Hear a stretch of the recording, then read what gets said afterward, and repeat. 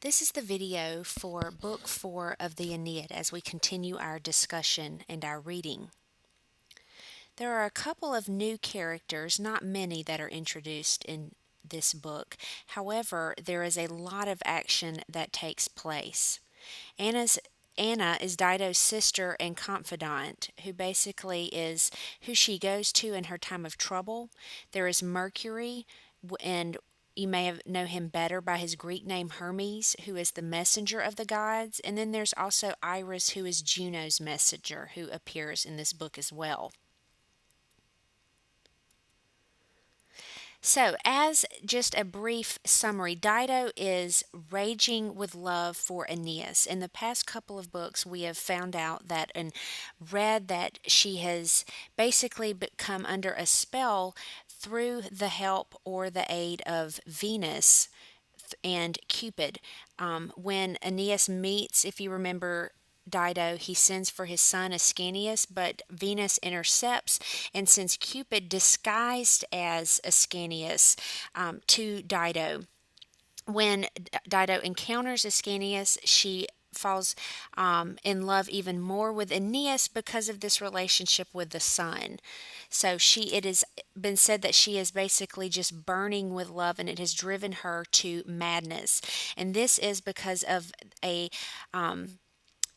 the conspiring of Venus and Juno. They have joined forces basically, even though they do not like each other. And Juno desperately despises the Trojans because she has this unbelievable, insurmountable love for the people of Carthage. We're not really given why she does, but it is this larger than life love that she has for these people. And by her joining forces with Venus, Juno's whole attempt is to try to keep Aeneas in Carthage with Dido. If Aeneas can stay in Carthage, then he will not leave and move on and ultimately establish this new Rome, which it has been fated and history has foretold already that Rome is going to conquer Carthage, and Juno does not want that to happen. For some reason, Venus agrees to join forces and help her. However, that will change within the next couple of chapters. So, with that, Dido and Aeneas go on a hunt. There's a great big hunt with everybody, and Dido and Aeneas go to a cave. They consummate their relationship, thus resulting in what Dido considers a wedding. So she is now looking at the two of them as being married when that's not really the case and not the way Aeneas is looking at it. Aeneas is visited by Hermes or Mercury on behalf of Zeus that he or Jupiter he must leave, he must fulfill his destiny, so he knows that he cannot stay. After their relationship has been consummated, Rumor, who is basically the has been, what everyday rumors are, but in this case, Rumor is personified and is thrust into the form of a character and spreads what is happening. And this angers the people of Carthage because they feel that Dido is neglecting her duties. And Aeneas then is warned of his destiny. He must continue on with his voyage. Dido's anger and love has turned to madness, and when she hears of Aeneas leaving, she must do something about it. And so she decides to take her own life. So there's a lot of action that takes place within this book. And it is very much so in contrast to what has happened, what we've seen in book 3, which was not so much action driven for the plot. So, with this, the reader is then provoked to feel sympathy for Dido because the gods are against her. Her initial love for Aeneas is placed by Venus, which leads to the theme of deception and or deceit. And this is something that you can follow throughout the entire book and even again into Paradise Lost, because you want to be able to make these connections with these major themes that Venus uses deception.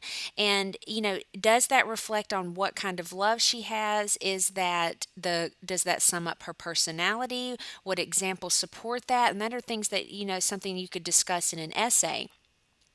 And then also, fate is out of Dido's hands. Another reason that the reader feels sympathy for Dido because that she would never remarry again because of her incredible love for her first husband, Sychaeus. And here she's gone and has taken this relationship to another level, is already married, and then the man that she thinks that she loves is about to leave her, thus proving that she is a pawn of destiny. No matter what she does, everything is out of her hands. While they are on the hunt, you can look at this use of hunting metaphors. She is, or in simile, she has been described as a doe hit by an arrow.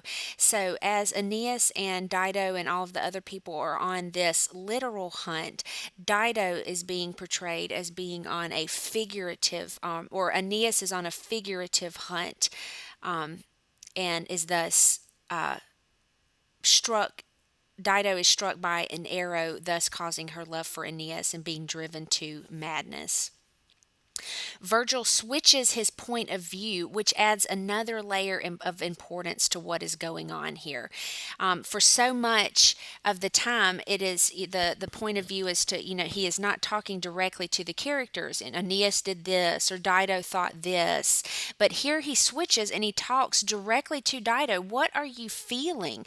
And this was, again, a change from talking about the characters to talking to a character. So this would place an added level of importance to the reader. This should stand out. Another a theme to follow is Aeneas places Rome before his own desires.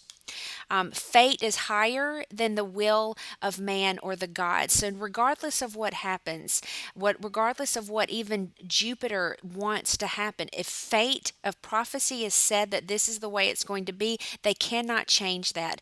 Aeneas must leave Carthage whether he wishes to or not. So this idea of fate versus free will is something that can be followed, because if fate has determined that this is going to happen, do the characters necessarily have free will? Are the gods really that much in charge of the circumstances if they cannot control what has been deemed to happen by the prophecies?